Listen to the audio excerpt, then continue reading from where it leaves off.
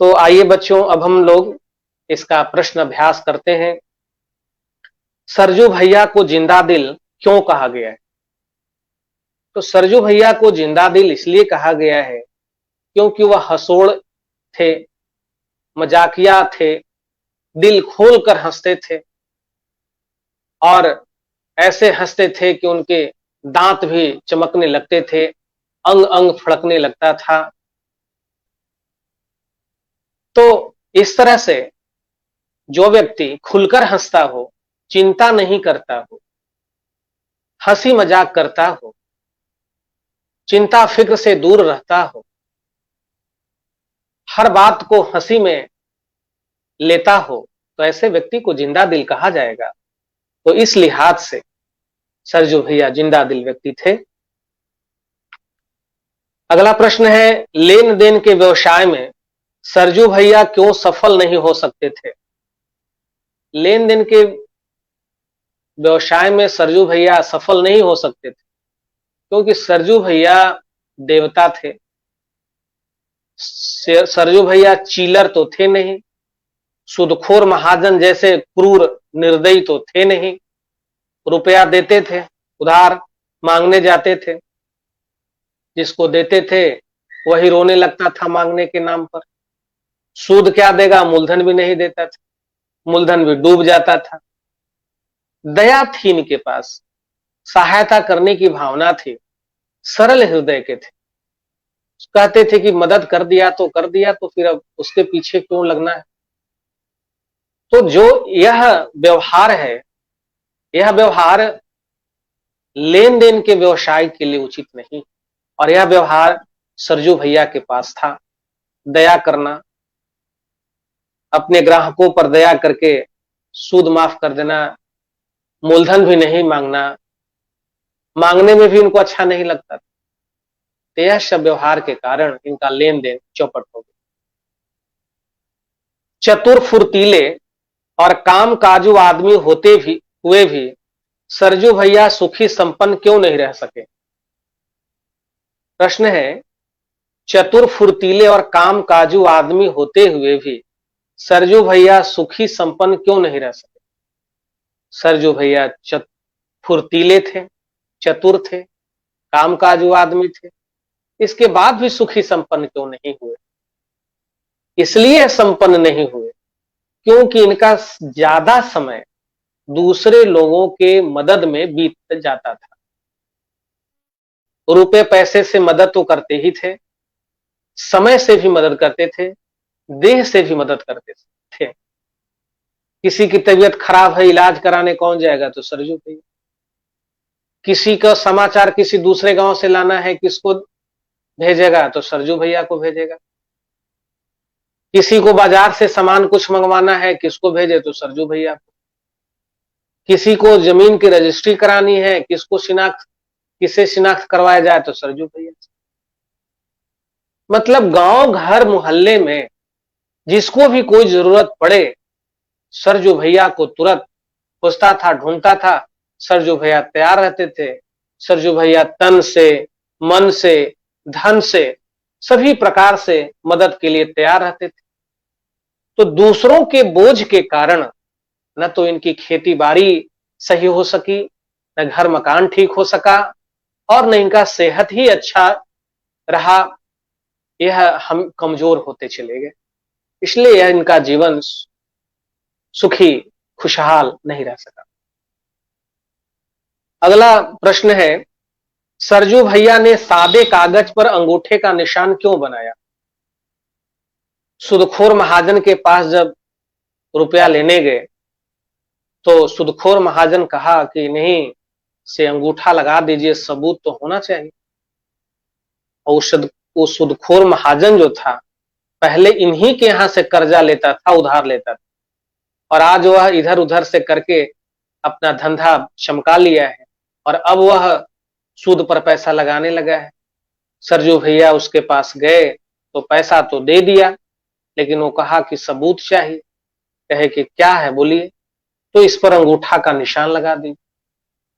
अब एक तो भोले भाले थे और दूसरा यह रुपया बांध लिए थे, अब इनकार भी नहीं कर सकते कि लो रुपया हम नहीं लेंगे, काम भी इनको था रुपया, इसलिए वह कागज पर अंगूठे का निशान बना।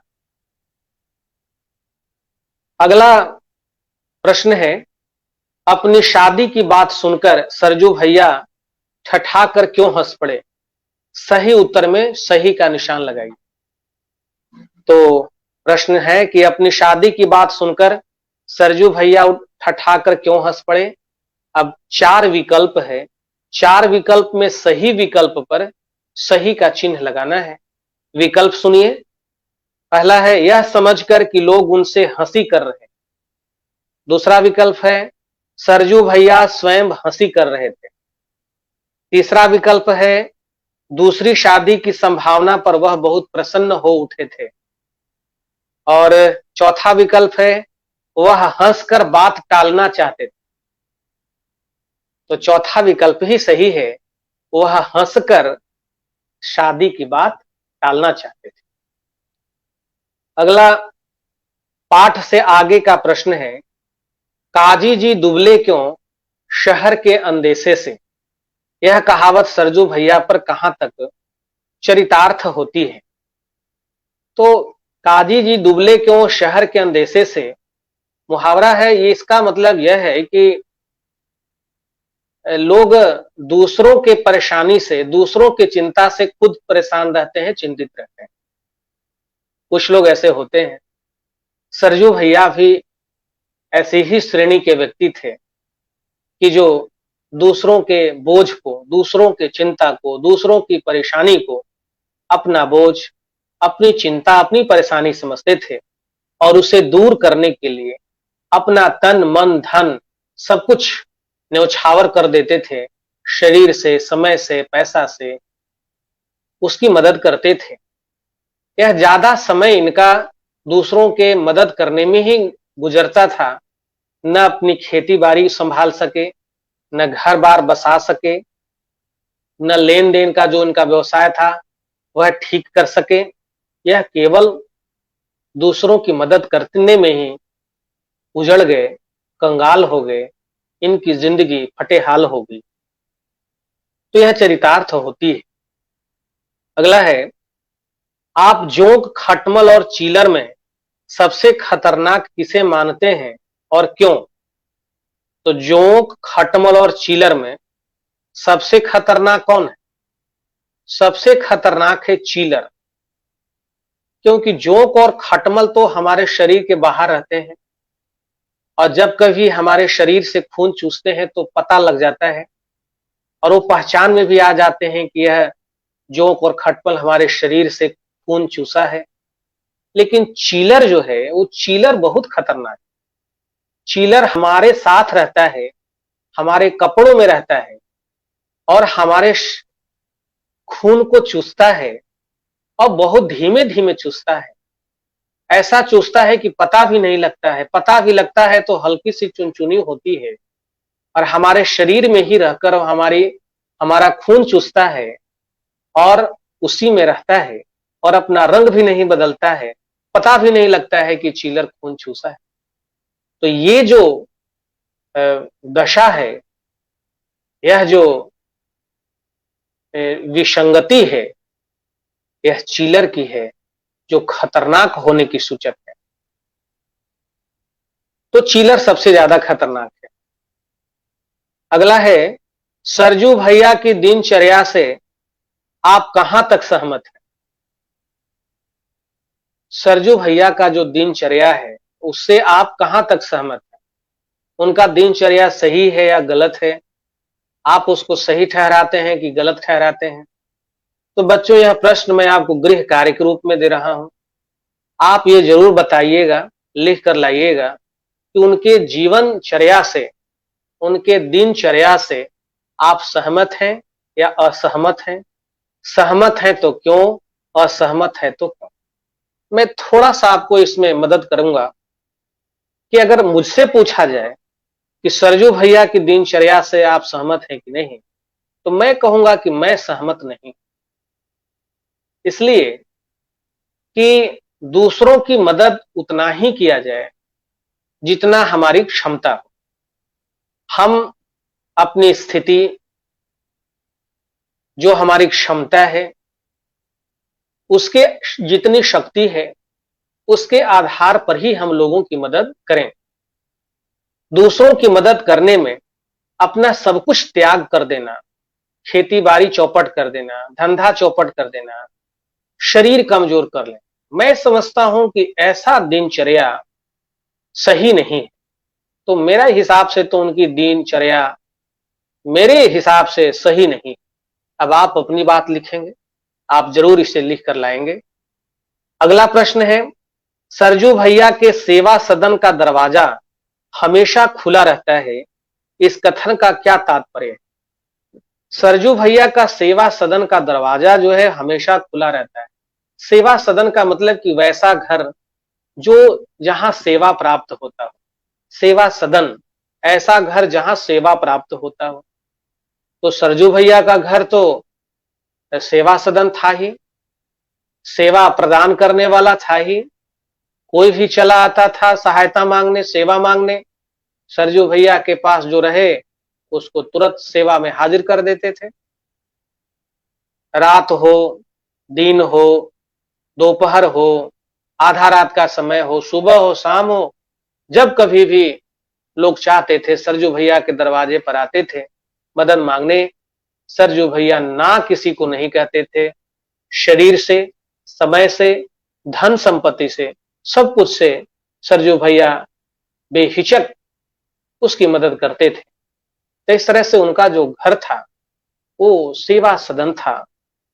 इस कथन का यही तात्पर्य है। व्याकरण से संबंधित प्रश्न है बच्चों। इस पाठ में आपने महसूस किया होगा कि इस पाठ में विशेषण का प्रयोग बहुलता से हुआ है। कई प्रकार के विशेषण का प्रयोग इसमें हुआ है।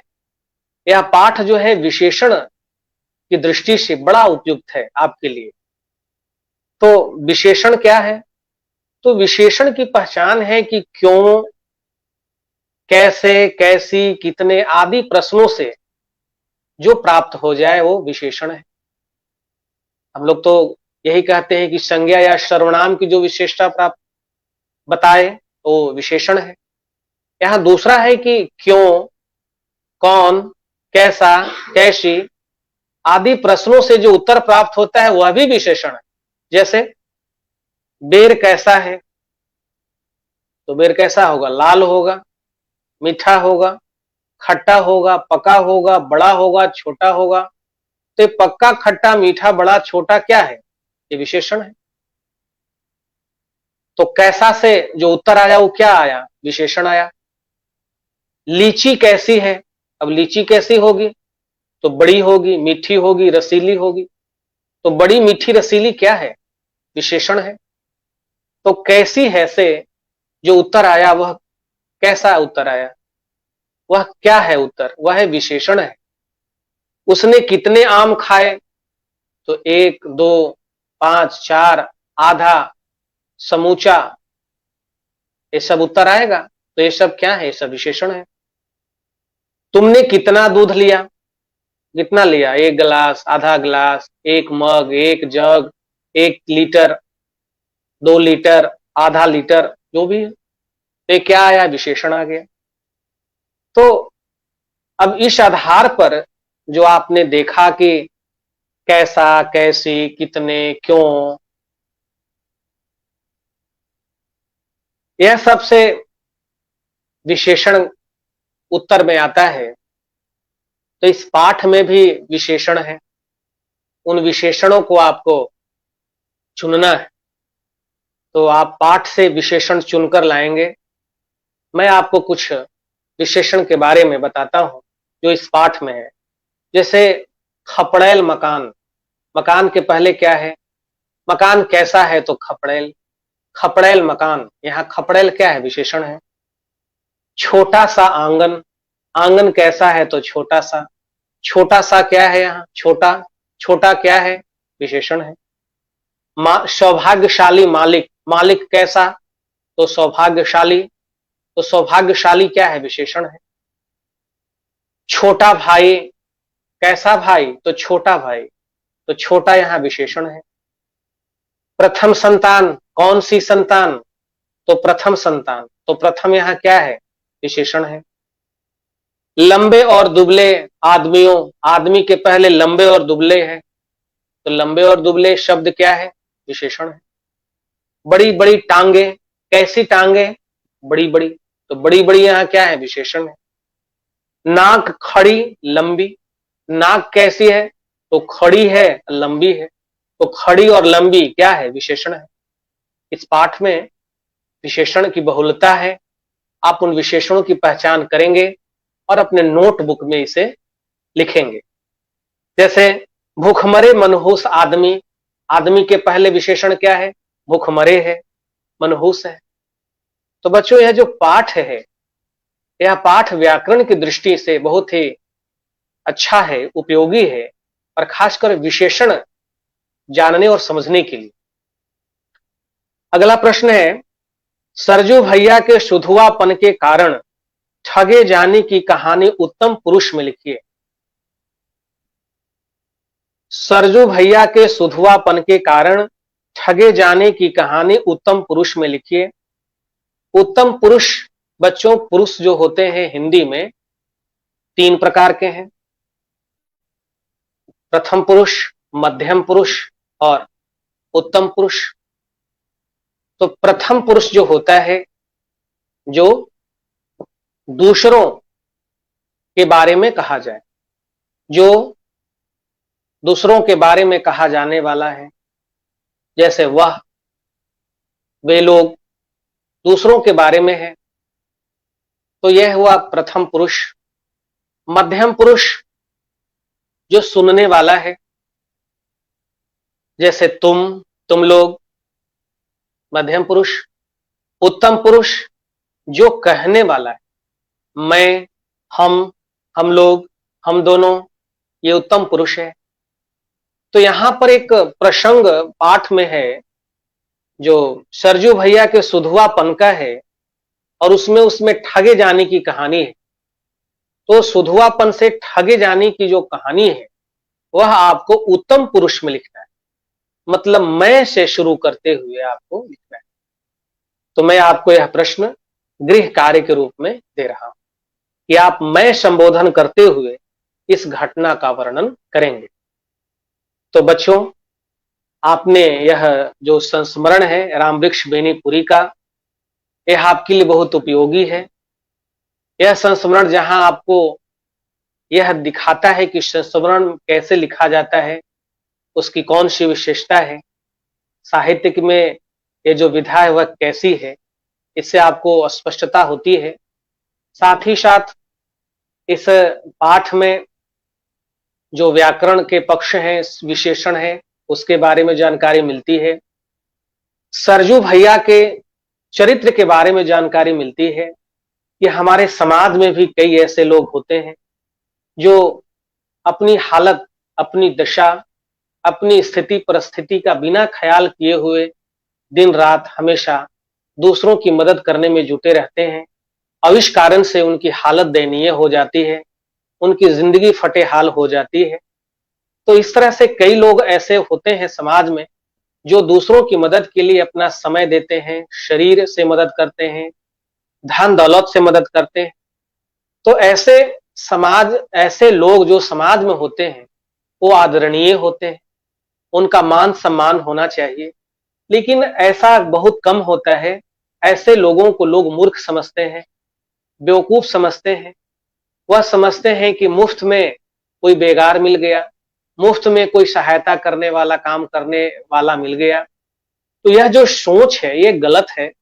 ऐसे व्यक्तियों से नाजायज फायदा नहीं उठाना चाहिए, बल्कि उनकी स्थिति परिस्थिति का ख्याल रखते हुए उनसे ज्यादा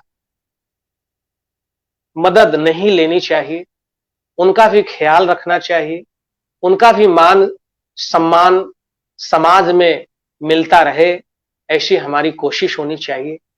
तो बच्चों, यह पाठ आपको बहुत अच्छा लगा होगा। मैं अब यह ऑनलाइन क्लास समाप्त करूंगा। बच्चों, आप सभी का बहुत बहुत धन्यवाद, बहुत बहुत शुभकामनाएं। शुभ रात्रि।